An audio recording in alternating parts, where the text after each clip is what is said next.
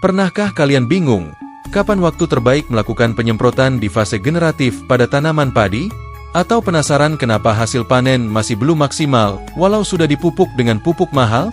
Nah, di video kali ini, kita akan bongkar rahasia penting penyemprotan di fase generatif.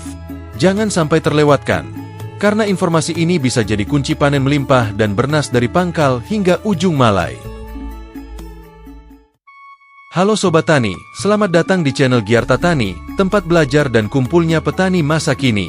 Semoga kalian semua dalam keadaan sehat selalu dan terus diberkahi kelimpahan hasil oleh Sang Pencipta, amin.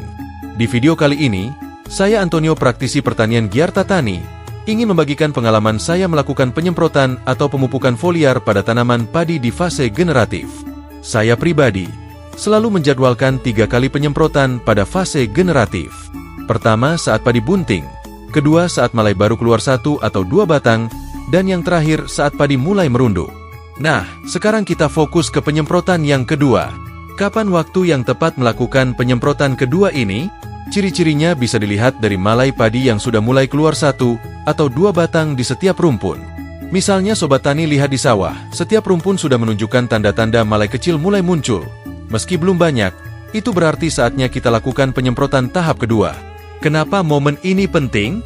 Karena di fase ini, tanaman belum melakukan penyerbukan.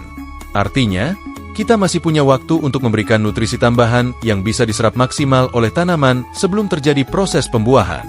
Jika kita terlambat dan padi sudah berbunga, maka akan lebih sulit bagi nutrisi untuk mendukung pembentukan gabah secara optimal.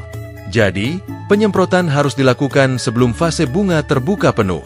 Nah, untuk hasil terbaik, saya menyarankan menggunakan nozzle semprot tipe kabut. Kenapa? Karena di fase malai baru muncul ini, sebagian bunga bisa saja sudah mulai terbuka.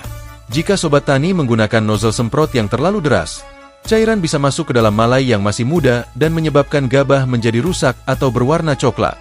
Nozzle kabut membantu cairan tersebar lebih lembut dan merata, tanpa membasahi secara berlebihan bagian dalam malai.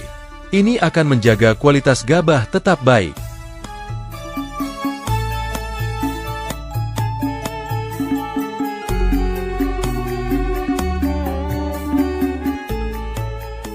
Lalu apa saja komposisi pupuk yang digunakan? Saya pribadi dalam penyemprotan kedua ini hanya fokus pada pupuk daun, tanpa tambahan pestisida. Jika memang ingin menambahkan insektisida, pilihlah yang bersifat sistemik, bukan kontak. Karena sistemik akan bekerja dari dalam tanaman, tidak langsung mempengaruhi malai yang baru terbuka. Beberapa nutrisi yang biasa saya gunakan antara lain, pupuk MKP untuk membantu pembentukan bunga dan meningkatkan kualitas bulir, ZPT Gibgro Panen untuk mempercepat pembentukan dan pemanjangan malai, kalsium dan boron untuk memperkuat dinding sel dan mencegah kerontokan bunga.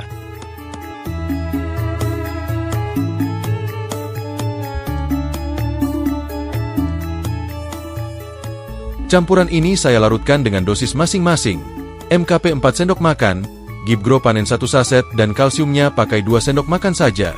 Lalu disemprotkan secara merata saat pagi hari atau sore menjelang maghrib untuk menghindari penguapan berlebihan.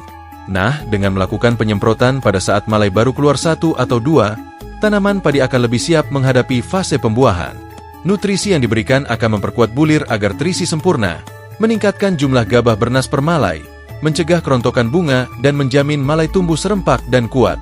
Sobat Tani tidak perlu takut rugi, karena saya sendiri sudah membuktikan bahwa dengan tambahan nutrisi foliar di fase ini, hasil panen menjadi lebih baik dibanding tidak melakukan penyemprotan sama sekali. Beberapa orang mungkin mengatakan bahwa menyemprot pupuk foliar tidak ada gunanya. Tapi percayalah, itu belum terbukti kebenarannya. Saya sendiri sudah mencoba baik di tanaman padi dalam pot, di tegalan, maupun di sawah. Hasilnya sangat berbeda antara tanaman yang disemprot pupuk foliar dan yang tidak. Daunnya lebih hijau, batang lebih kokoh, dan gabah lebih bernas. Jadi, bagi Sobat Tani yang masih ragu, silakan coba sendiri di sebagian kecil lahan sebagai eksperimen. Dari sana nanti bisa dibandingkan hasilnya secara langsung.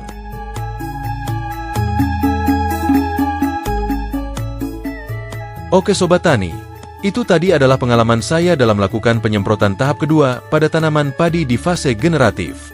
Kunci utamanya adalah waktu yang tepat, gunakan nozzle kabut agar tidak merusak bunga, fokus pada pupuk foliar, hindari pestisida berlebihan, dan gunakan nutrisi yang mendukung pembentukan malai serta pengisian gabah. Nantikan video saya berikutnya, karena saya akan membahas penyemprotan tahap ketiga, yaitu saat padi mulai merunduk. Di sana akan saya jelaskan ciri-ciri padi siap diberi pupuk penambah bobot, dan bagaimana menyusun formulasi agar bulir padi terisi penuh.